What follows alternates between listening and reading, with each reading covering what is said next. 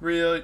Why does this keep happening? I'm not doing it on purpose. Real YouTubers can't believe what they witnessed. This video is going to talk about something completely unbelievable. Hello, it's your boy. Guy who didn't wait for camera to finish focusing, so now there's this weird square that should vanish any second. Anyway, so there I was, sitting in my chair, the place where I belong, and I got a message from my friend Aaron Trailer, and he sent me a tweet, which we're going to talk about in a little bit, and he said, you have to talk about this, or specifically said you should talk about this, and I said, what is this? I don't understand.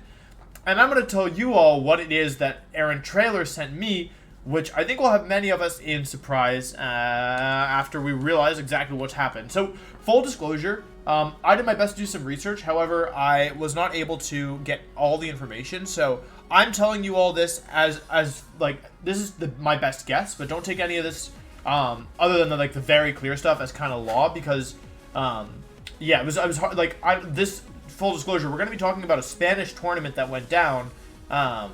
And I don't speak very good Spanish, and so I did my best to gather the information as best I could, but of course I wasn't perfect. I did reach out to the tournament organizers, but I didn't hear back before I wanted to make this video, so yeah, so if there are updates, I'll try and give them in the future, but I'm really certain everything I tell you is going to be correct. I just want to give that as a disclaimer because I can't speak for 100% certainty because I did not hear back from the organizers. So, anyway, where do we even start with this whole journey? Because it's a little surprising. As you can see, I am on the page, a Twitter page for Victory Road ES. For those of you who don't know, Victory Road is an online community-based organization. I don't know the exact terminology. They host tournaments. I've had a very good experience with them in the past. I have a lot of respect for the people in charge. Overall, I've had a very positive experience, and that's not always the case with online tournaments. For me, online tournaments can either be hit or miss. Granted, as the years have gone on, they generally have become very, very good. I don't really... it's pretty rare that I play in a tournament nowadays online where I'm like, oh, that was not a good experience. But especially with these people, I did have a very good experience. So I do like Victory Road. However, they are primarily, I believe, a Spanish group. And a lot of their tournaments are open for everybody. However, the one we're going to be talking about today is something called, as far as I can tell, the Galar circuit. They announce it here.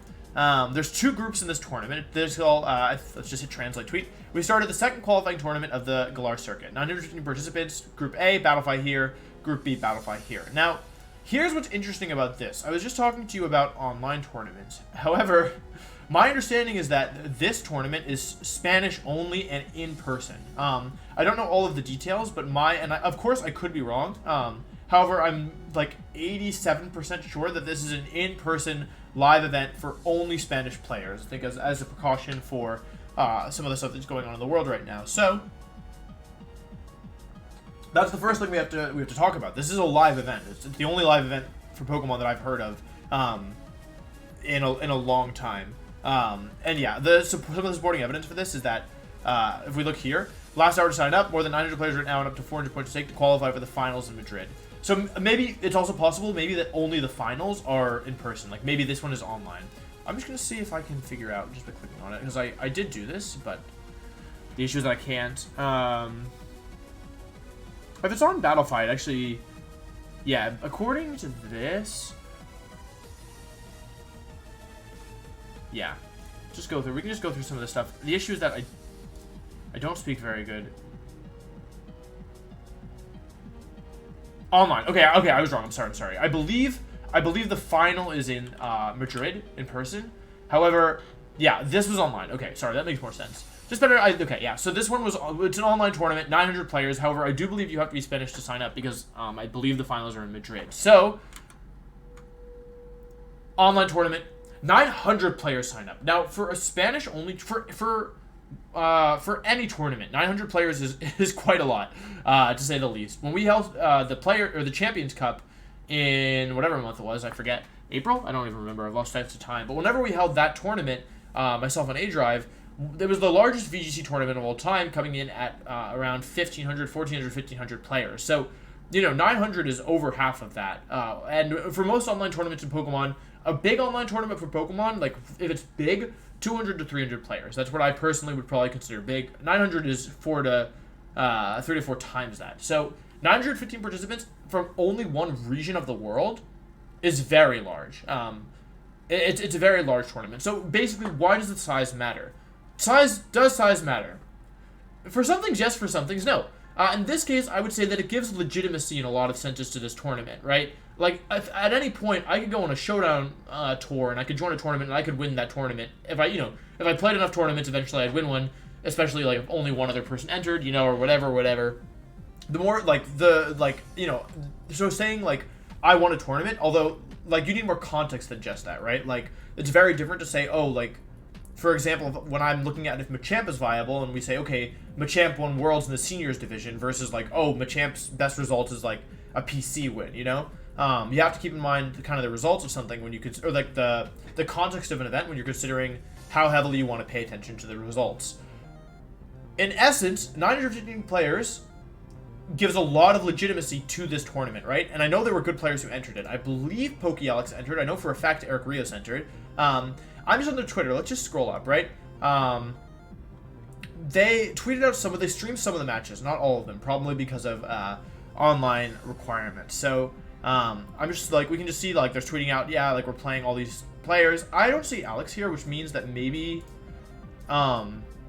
he didn't play in this one. Alex is one of the best Spanish players. Rio Pasar. Eric Rios is also a very, very, very strong one. But I recognize a couple of these others of these names as well. I believe I know Poke Ruff. We actually may have had him on the channel before when we played against him. Saosuke. That's good. This is Group A.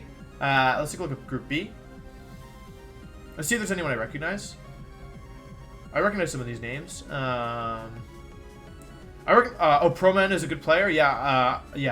I don't recognize any non-Spanish players on this list, which would support the hypothesis that it's only Spain. But yeah, Proman, Eric Rios, a couple other players I recognize from here. And even if I don't recognize them, that doesn't mean by any means that they're not good.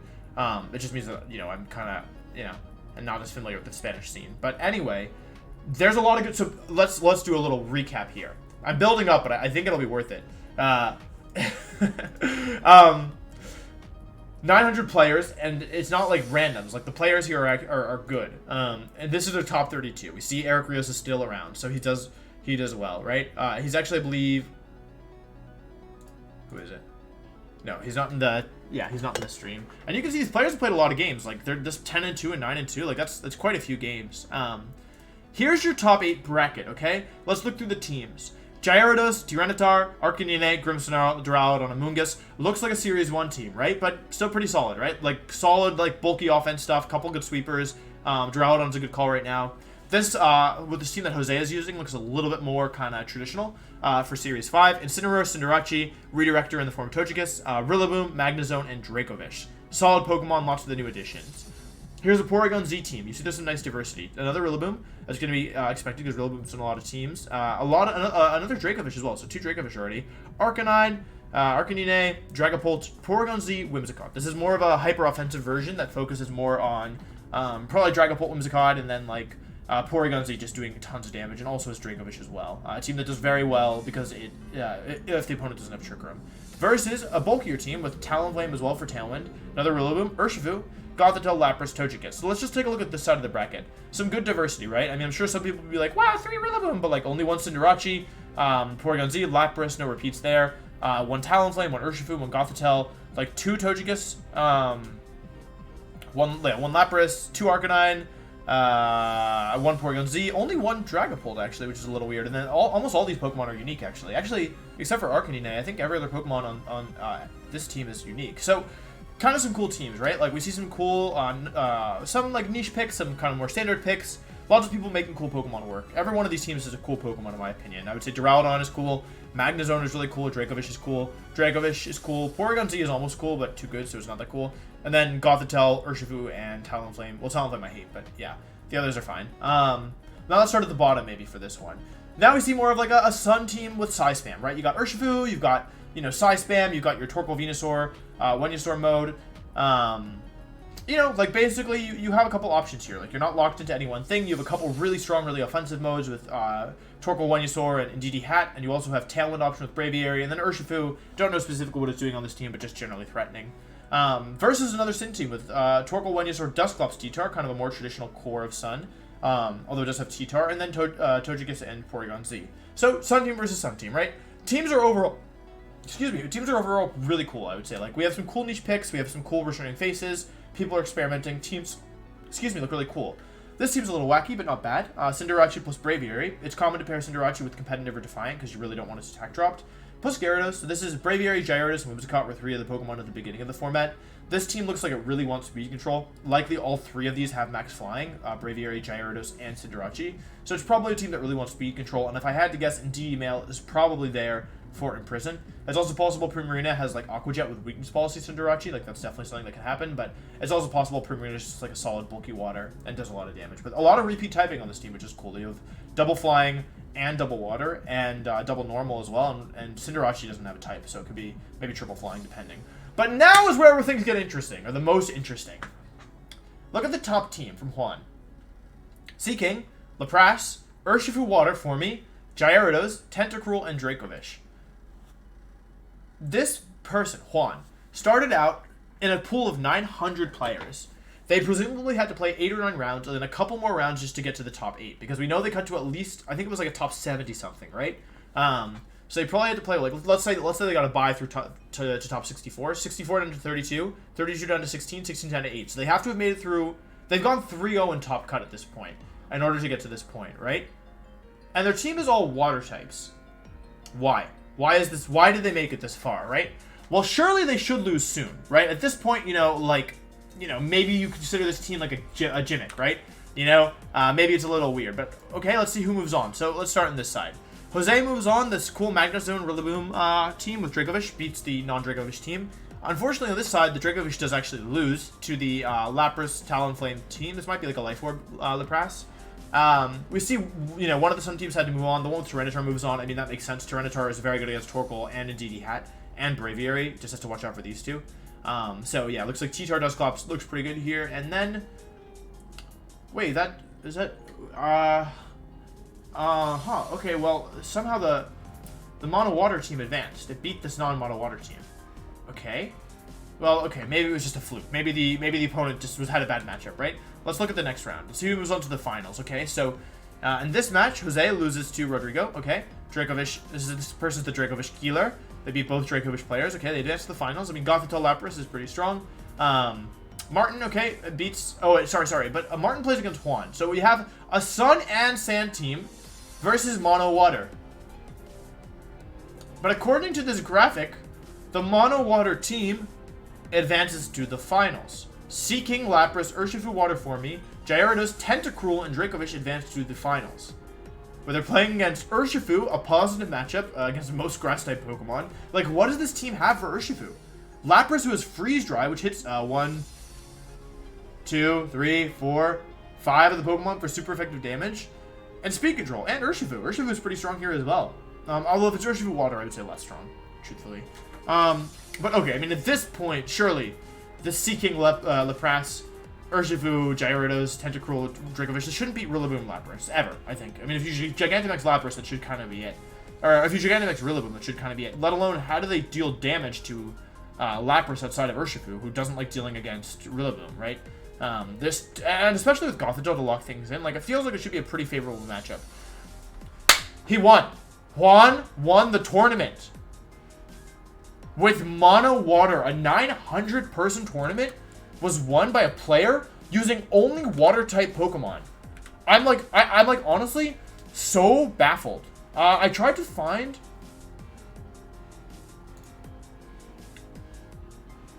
the player. I was like looking through the replies. I couldn't figure it out. Maybe they're here. Maybe I missed it. Now that I'm recording, maybe I'll find it. It looks like their tag is Mythos. I can't figure anything out about this team. I don't know anything about it. I'm so confused. I'm so curious. There's no VODs. Like, I was on the Twitch page, and, like, there are VODs, but not of the player, right? Like, this is, like, the top, Oh, Arbol Deku was commentating. This is, I don't know which round it is. Like, top 32 or top 16? I think top 32, maybe? Maybe top 64? I'm not sure, but, like, this is the VOD. And there's, like, this is the most recent VOD. Because because it's an online tournament, they could only stream people with capture cards. So I suppose these players didn't have capture cards. So I can't find any footage about the team. I can't find any information about the team. I'm so perplexed because this is not like a, oh, you know, well, they won a Premier Challenge, which is typically the smallest level of tournament. It's still an accomplishment, like, but, you know, like, okay, maybe, you know, maybe they just had, like, a positive matchup versus the field. This player had to play 8 or 9 rounds of Swiss and then, like, 5, 6 rounds of Top Cut to win this tournament. He played 3 here and presumably at least 3 before. They might have played up to 15 or 16 rounds of Pokemon. And they won with Seeking Lapras, Urshifu, Waterformy, Gyarados, Tentacruel, and Dracovish. I'm so incredibly perplexed. Twan, if you're watching this and you want to let me know what you're using, please do. If not for anything else, just for my own sake, because I am so perplexed by this information, by this recent turn of events. But honestly, I think it's really cool. Like, I don't know the details about the team. I don't frankly know anything about the team at all, and I don't know very much about the tournament, which is probably apparent at this point. But the fact that Mono Water won a 900-person event with good players in attendance is like, that is no mean feat. And the matchups don't look easy. Like, he should have been having trouble with Venusaur. Sounds kind of problematic versus a Mono Water team. That's really loud. Versus Double Weather, including Sun Venusaur. Oh, wait, we already talked about that one. They beat Sun Venusaur. They beat Whimsicott Gyarados, okay? Tailwind, Speed Control kind of stuff. That looks kind of hard. And they beat Rillaboom, Lapras, Togekiss, and Gothitelle. Like, how? I genuinely don't understand how they did it. So, I don't know. I think it's really cool. If I find more information out, I'll try and update you all. But I just think it's super cool to see someone with such an unorthodox and unusual and kind of monotype is something that is known within Pokemon, right? Like, people are going to be like, you know, it's something within Pokemon, right? Like, gym leaders have type themes that encourages people to play. Like, there's a whole monotype for fun format, right? Where people will play with only one type of Pokemon on their team, right? But to see it do well in a format like this, in a huge tournament, is baffling in a good way, is probably the best way I can describe it. So, congratulations to Juan, congratulations to everyone who played, and it was happy with how they placed, and, yeah, I mean, shout-outs to Victory Road for putting this on, but, I would like more details. So, yeah, I think that's all I have to say. I'm sorry I didn't know more, but I kind of like that this is more or less a mystery, you know? It's very hard to find information about this, and typically I feel like I'm okay about figuring stuff out, especially when it comes to stuff like this. It's a mystery. I have no idea. So, I hope this isn't something where, like, it's like Celebrate Vaporeon, where, you know, I got, but even if it is, my hat's off to him. So, anyway, thanks for watching. I hope you enjoyed this. I think it's really cool. And even though I know I'm mostly just in confusion here, I still hope that it was, like, interesting to you, and maybe you learned something that you didn't know about otherwise. So, yeah. Anyway, thanks for watching. I hope you enjoyed, and I'll see you tomorrow for the next video. Goodbye.